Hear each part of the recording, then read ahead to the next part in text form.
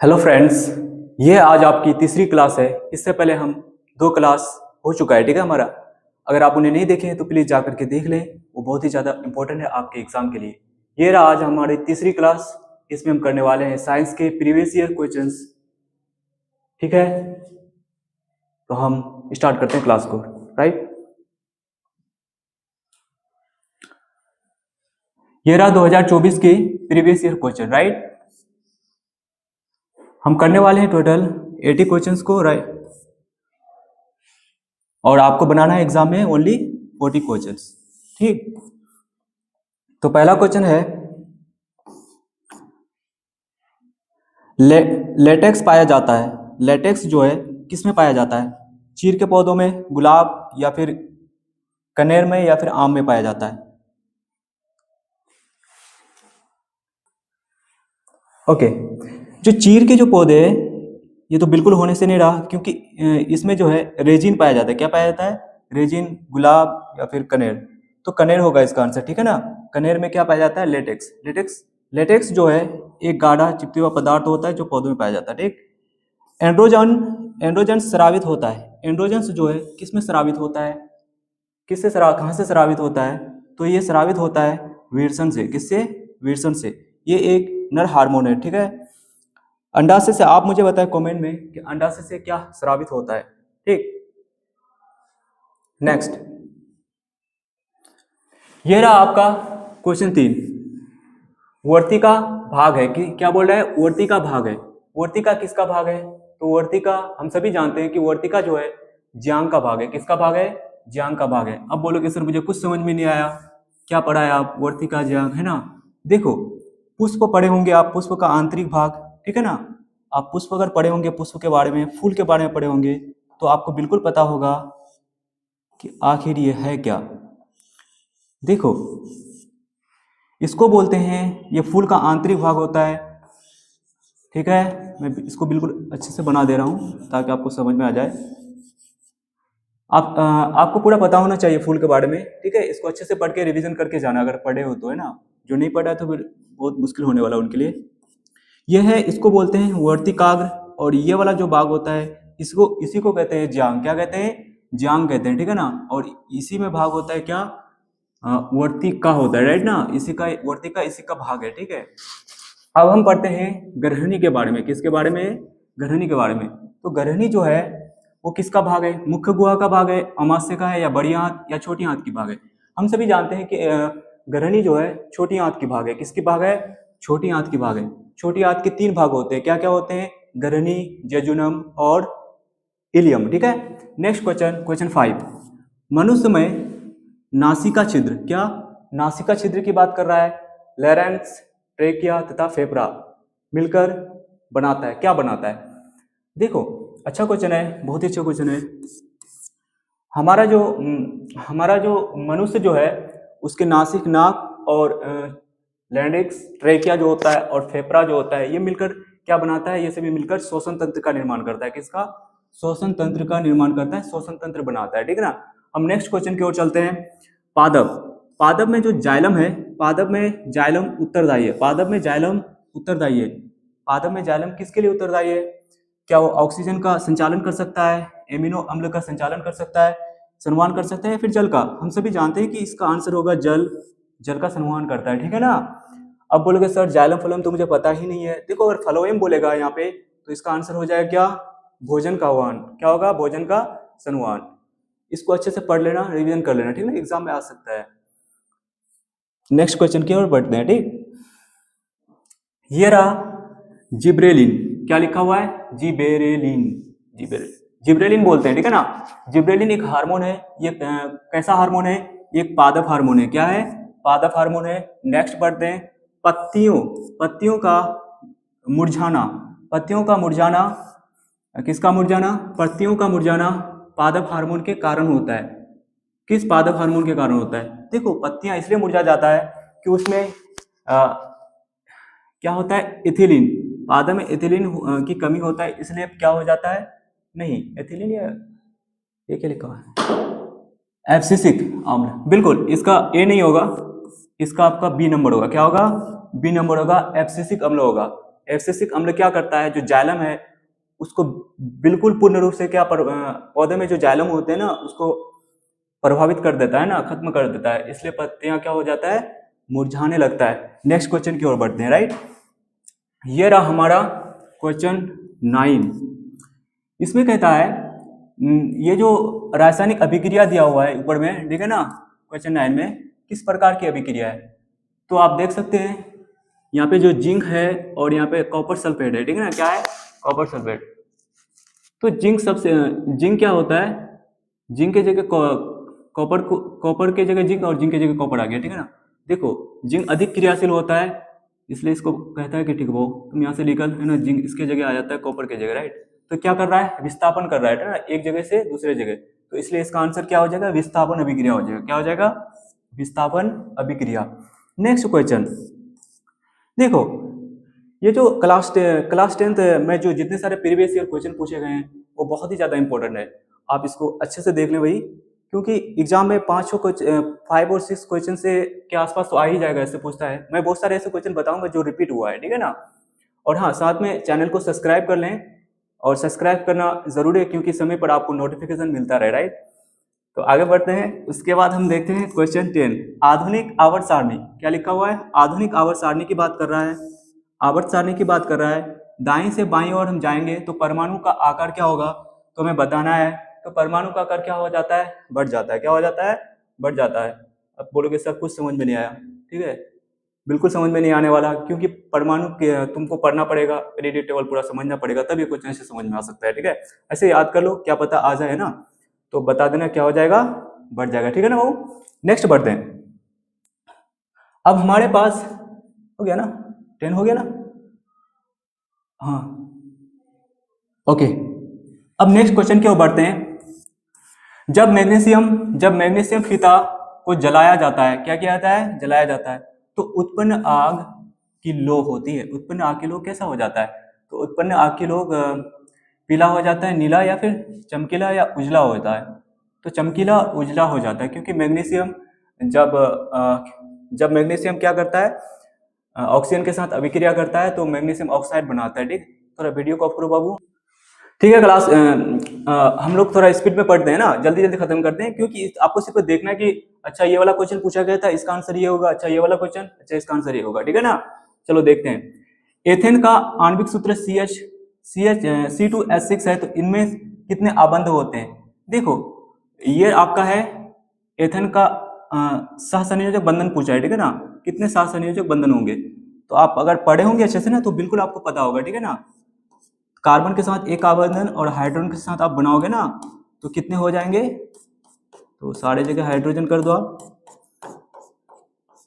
तो आपका हो गया 1 2 3 4 5 3 3 6 हो जाएगा। कितना हो जाएगा, 6 1 7 हो जाएगा, ठीक है ना, 7 हो जाएगा इसका। राइट, नेक्स्ट चलते हैं। शल्य चिकित्सा में टूटी हुई हड्डी को जोड़ने के लिए प्रयुक्त होने वाला रसायन पदार्थ कौन सा है। तो शल्य चिकित्सक में टूटी हुई हड्डियों को जोड़ने वाला रसायन कौन सा है, तो प्लास्टर ऑफ पेरिस होता है। सबको पता है, बहुत ही आसान क्वेश्चन है।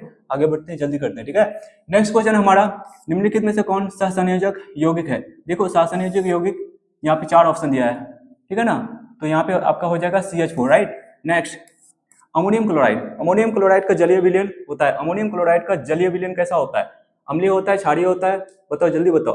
अमोनियम क्लोराइड का जलीय विलयन आपका होता है, अमोनियम क्लोराइड का जलीय विलयन आपका अम्लीय होता है। ठीक, निम्नलिखित में कौन विद्युत का सुचालक है। विद्युत का सुचालक पूछा है तो आप कौन सा देंगे बताइए। प्लास्टिक तो होने से नहीं रहा, प्लास्टिक नहीं होगा, आयोडीन बिल्कुल नहीं, ग्रेफाइट होगा, ठीक है, क्या होगा, ग्रेफाइट होगा विद्युत का सुचालक। नेक्स्ट, फोकस दूरी 20 सेंटीमीटर है, कितना है 20 सेंटीमीटर। अवतल दर्पण की वक्रता त्रिज्या क्या होगी। देखो फोकस दूरी f हमारा दिया हुआ है कितना, 20 सेंटीमीटर दिया हुआ है, ठीक है ना।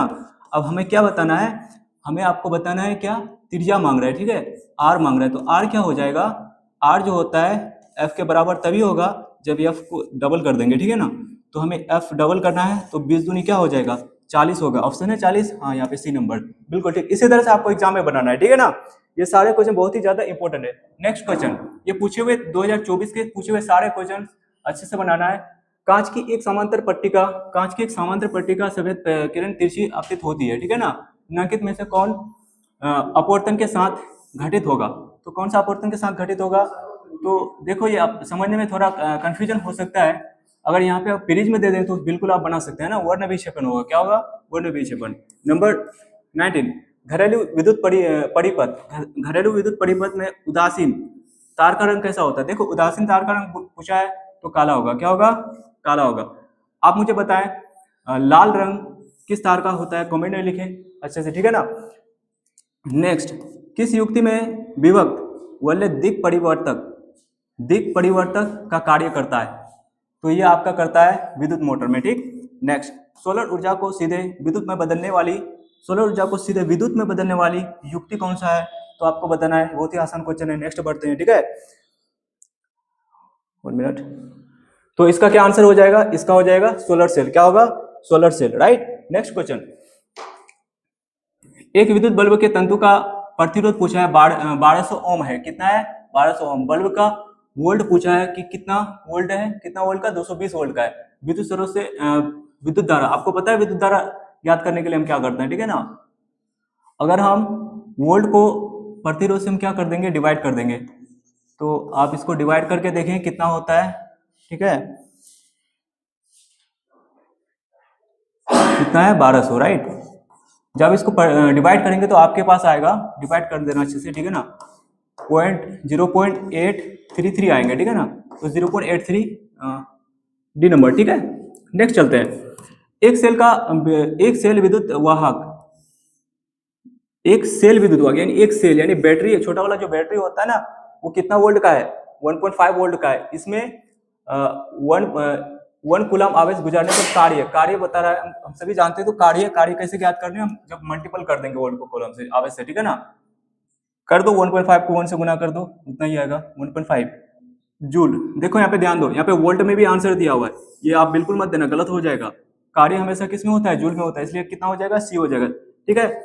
नेक्स्ट, इंद्रधनुष रंगीन क्यों होता है? इंद्रधनुष रंगीन क्यों होता है? बताओ, इंद्रधनुष रंगीन क्यों होता है? इंद्रधनुष रंगीन इसलिए होता है, देखो, जलकण द्वारा सफेद प्रकाश के वर्ण विक्षेपण के कारण, जलकण द्वारा सफेद प्रकाश के वर्ण विक्षेपण के कारण, बिल्कुल हाँ, सफेद प्रकाश के वर्ण विक्षेपण के कारण, जलकण द्वारा अवशोषण के कारण बिल्कुल नहीं होगा, वायु द्वारा भी नहीं होगा, इनमें से कोई नहीं, ठीक है। ये नंबर आंसर होगा। नेक्स्ट चलते हैं बाबू। अब देखते हैं फ्रेंड्स, ये है हमारा जीन शब्द किसने प्रस्तुत किया। देखो जीन शब्द की बात कर रहा है तो हम सभी को पता होना चाहिए जीन शब्द जो है किसने दिया था? जोहानसन ने दिया था। नेक्स्ट क्वेश्चन 26, निम्नलिखित में से किसमें विखंडन नहीं होता है? देखो ध्यान देना, विखंडन नहीं होने की बात कर रहा है। तो विखंडन किसमें नहीं होता? ईस्ट में नहीं होता, पैरामीशियम में, यूक्लिन में, या फिर अमीबा में। तो हम सभी जानते हैं ये तो होने से नहीं रहा, क्योंकि अमीबा में विखंडन होता है, ठीक है। तो इसका आंसर हो जाएगा पैरामीशियम, यूक्लिन में भी होता है, ठीक है ना, ईस्ट में नहीं होता, ठीक। ये नंबर। परागकण निम्नलिखित में से किसके अंदर बनते हैं? देखो परागकण की बात कर रहा है तो हम सभी जानते हैं परागकण किसमें बनता है? परागकोश में बनता है, ठीक ना। हाँ, परागकण परागकोश में ही बनता है, परागकोश के अंदर होता है, ठीक है। रुधिर चाप यानी रुधिर मतलब रक्त, ठीक है। रुधिर चाप नियंत्रित होता है। रुधिर चाप किसके द्वारा नियंत्रित होता है? विल्सन तो कभी नहीं होगा, ये तो बिल्कुल गलत है। ये भी नहीं होगा, एड्रिनल होगा। क्या होगा? एड्रिनल होगा, ठीक है ना। नेक्स्ट क्वेश्चन की ओर।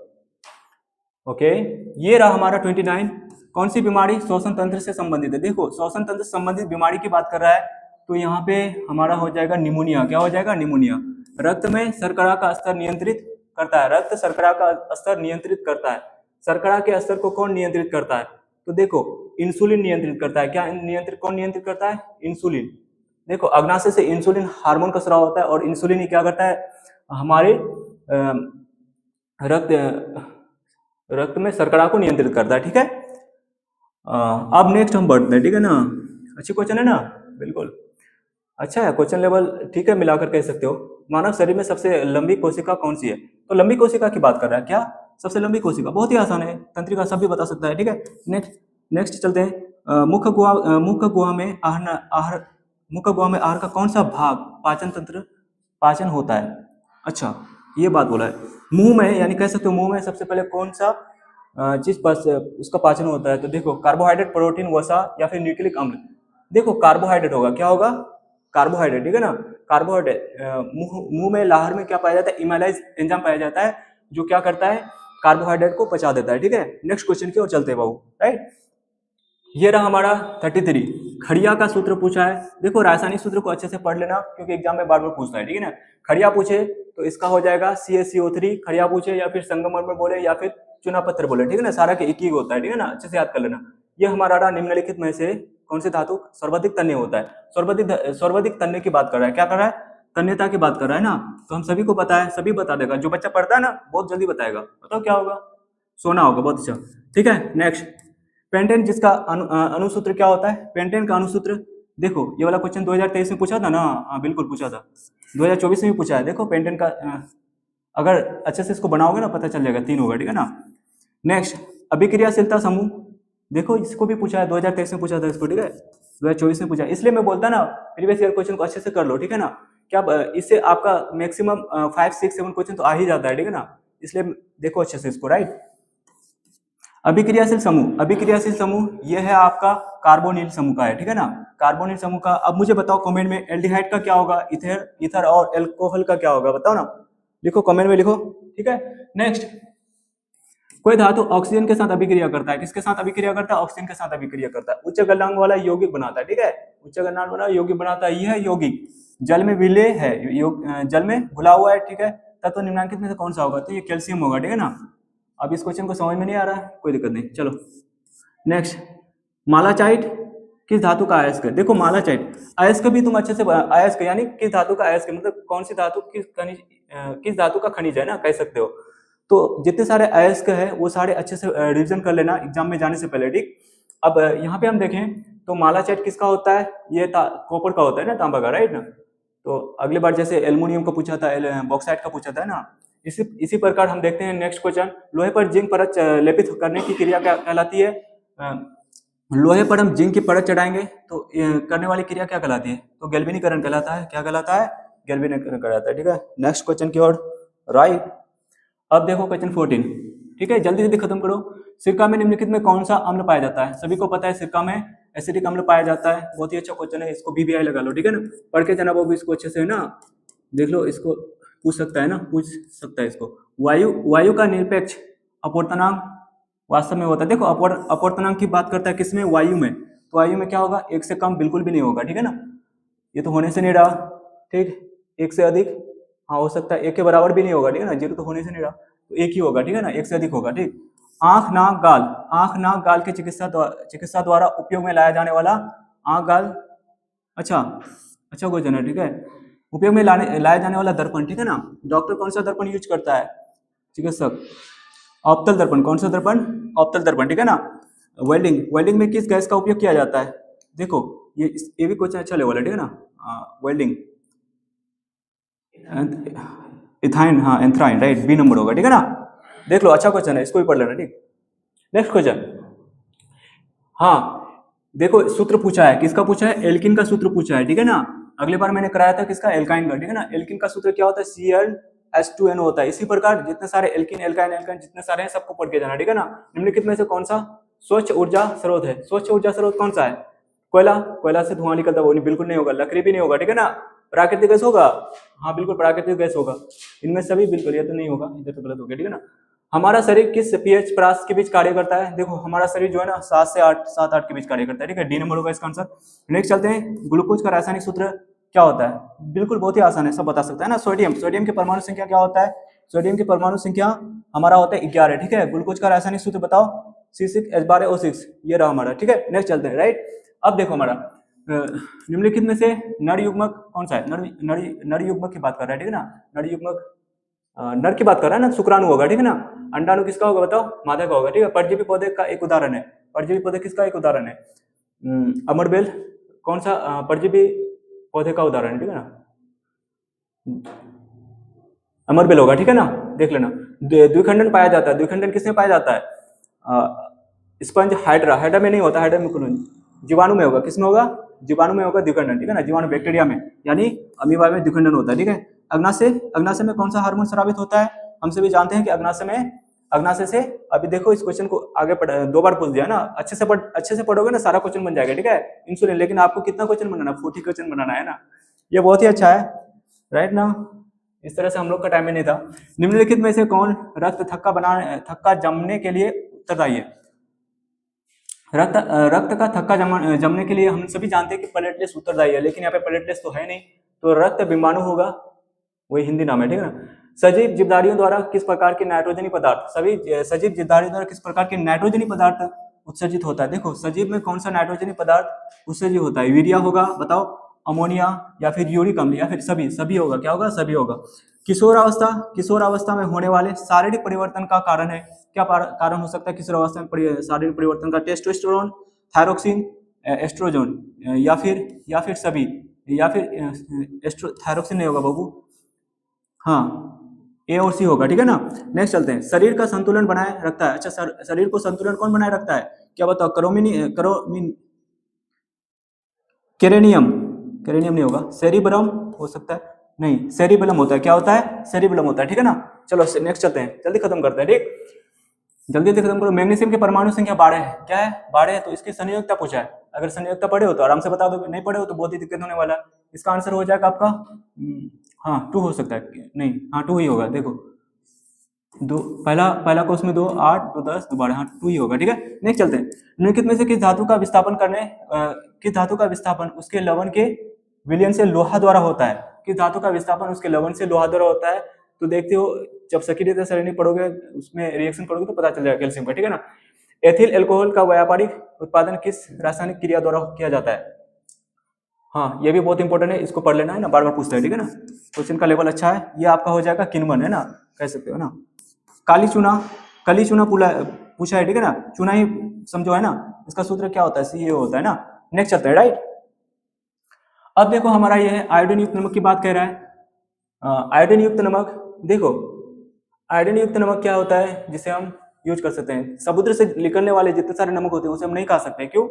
क्योंकि उसमें आयोडीन युक्त नहीं होता है। आयोडीन युक्त बनाने के लिए पोटेशियम आयोडाइड और पोटेशियम आयोडाइड और आयोडाइड होना जरूरी है। देखो यहाँ पे पोटेशियम आयोडाइड मिलाया गया है, ठीक है ना। इसका आंसर क्या हो जाएगा? सी नंबर हो जाएगा, दोनों हो जाएगा, ठीक। इसको भी दोबारा पूछा गया, 2023 में पूछा गया है, इस क्वेश्चन फिर पूछा गया है, ठीक है।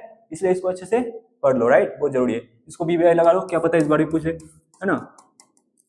Question number 62, plaster of Paris का रासायनिक नाम क्या है? बहुत ही आसान है, ये सब बता सकता है। Plaster of Paris, calcium sulphate hemihydrate. क्या होता है? Calcium sulphate hemihydrate. इसका रासायनिक सूत्र बता सकते हो कोई? बताओ कमेंट में।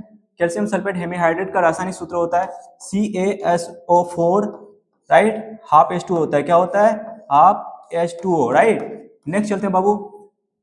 कैथोड किरण में क्या उपस्थित रहते हैं? कैथोड किरण की बात कर रहा है, इसमें इलेक्ट्रॉन उपस्थित रहते हैं, ठीक है।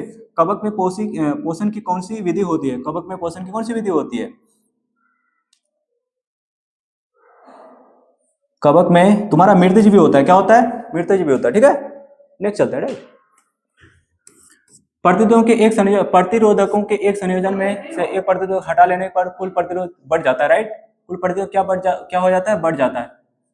अगर एक को हटा दोगे तो, ठीक है ना। तो ये संयोजित था, किसमें संयोजित था पहले से? श्रेणीबद्ध में या फिर समांतर में? तो समांतर में था, ठीक है ना। एक कमरे में, हाँ चलो ये क्वेश्चन आप लोग बनाओगे, ठीक है ना, ये आपके लिए है। देखते हैं कौन बच्चा इसका सही आंसर बताता है, और इसको कमेंट में बताना, ठीक है। इसका आंसर मैं देखूंगा, राइट ना। ये पूछा है विद्युत परिपथ में विद्युत शक्ति को निरूपित करता है। कौन विद्युत परिपथ में विद्युत शक्ति को निरूपित करता है? तो शक्ति को निरूपित करता है, सभी निरूपित करता है। ये फॉर्मूला का देख मिला लेना ना, सभी का एक ही होगा, इक्वल करोगे तो, ठीक है ना। ये आपका नहीं सभी।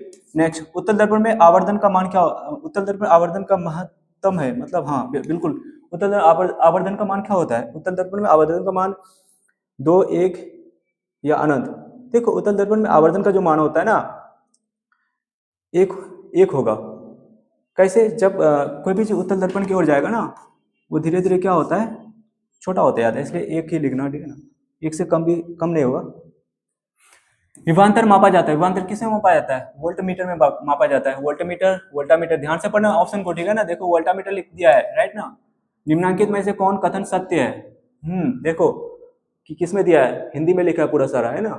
इसका आंसर ओम पैरामीटर, राइट, सी नंबर हो जाएगा, ठीक है ना।